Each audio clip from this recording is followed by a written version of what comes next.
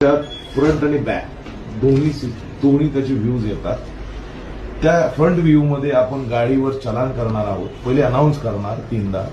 नाही कुणी आलं तर खाली उतरणार अंमलदार, त्याच्यावर चलान करणार. चलान त्यावेळी जर ती व्यक्ती आली, चलान जनरेट झालेलं नाही तर तात्काळ आपण ती गाडी त्या ठिकाणी त्याला हलवायला देणार. कारण आपला हेतू त्याला चलान करणं नसून त्या ठिकाणी ती गाडी काढून घेणं आणि रस्ता मोकळा करून देणं इतर वाहनांसाठी आहे.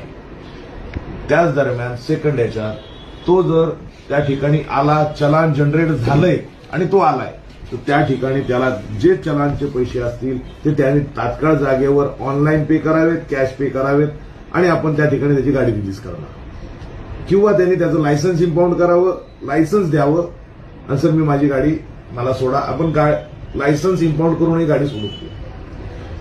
थर्ड याच्यात